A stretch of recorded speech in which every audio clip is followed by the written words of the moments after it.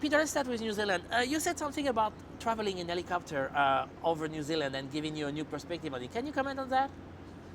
Well, I mean, even just traveling in a helicopter is a novelty because not many of us ever do it in our normal lives. I mean, I'd never traveled in helicopters before. The first time in my life was on the Lord of the Rings when we were doing some location scouting, and then I suddenly found myself, flying all over New Zealand in a helicopter, 7 or 8 hours a day, like long hours inside a helicopter, but being able to land anywhere you wanted to land.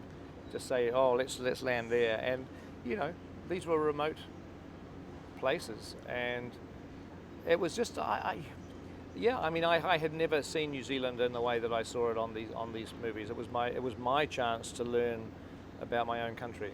How do you feel that the country itself, New Zealand itself, shaped the movies in a way?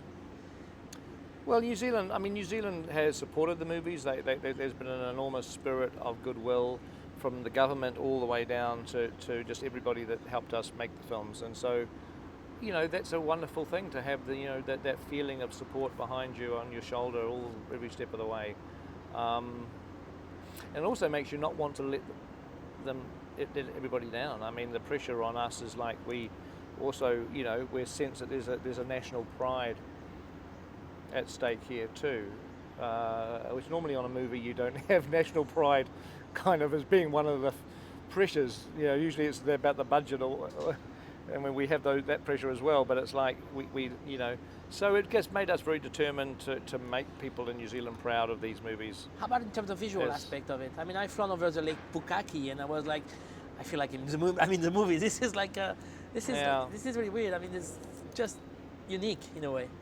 Well, I mean, you just said to go back to what Tolkien was.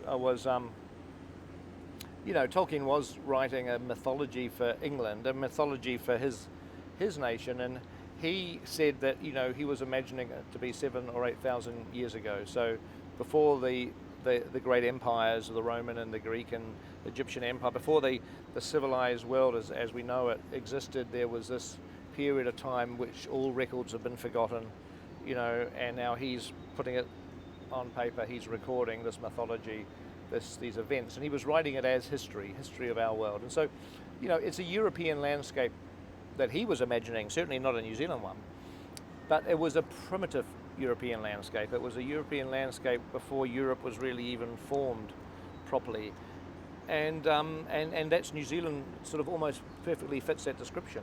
It is, New Zealand has got a very primitive, dangerous sort of feel, like a sort of dangerous in a sense of it's dramatic. Everything's like tall mountains and cliffs and rivers. It's like everything's a sort of a dramatic landscape, as if it's just informing. It's beginning. You're sort of catching it as it's being created almost, and that's, I think, perfect for Middle Earth. Yeah. The second episode of a trilogy is always different. It's always something particular.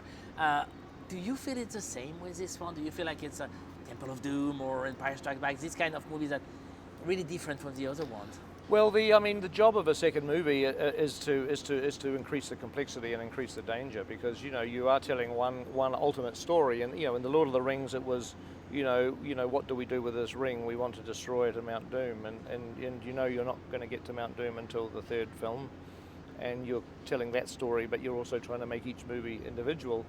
On this movie, it is the dwarves reclaiming their homeland. Are they going to get to Erebor? Are they going to get rid of the dragon? And also in this story, you've got the issue that there is a lot of gold in the mountain, and that is one of the interesting themes that we start to introduce in the second movie, this movie, and it becomes part of the driving force of the third movie, is that you're not going to be able to just take over your homeland again, not if you're sitting on all that gold. There's a lot of people who have an interest in that wealth that's under that mountain, and with only 13 dwarves left to protect it, that is a problem that they have.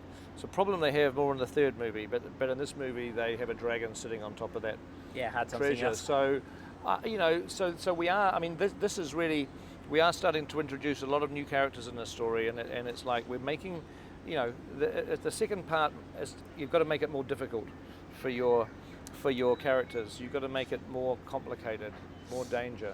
and a lot of action. I mean, come on. The first scene I was like, wow. Second one, wow, wow, and then go on and on and on.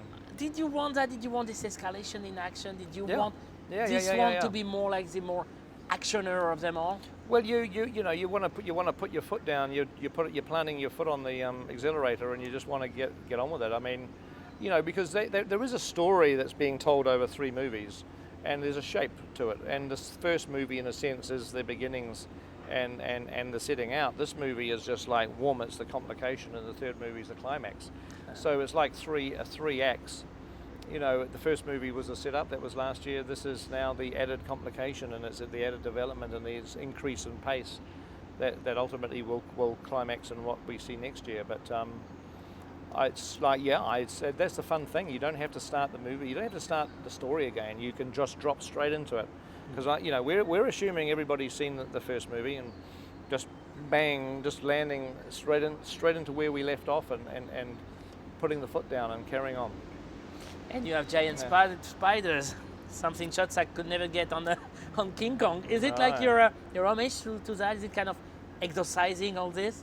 Well, I mean, the giant spiders are in the book. They're in the book. That's true. They're in the book, but it's but I also hate spiders, so it's I always have a lot of fun. We had Shelob, the giant spider, in The Return of the King, and yeah, look, they're I mean, spiders are horrible, and when you get them as bloody the size of a cow, however big they are, bloody way too big. And especially spider nests and all the cobwebs and everything. I mean, just like, there's a lot of I mean, I was just trying to scare myself when I was doing the spiders. It works with us too.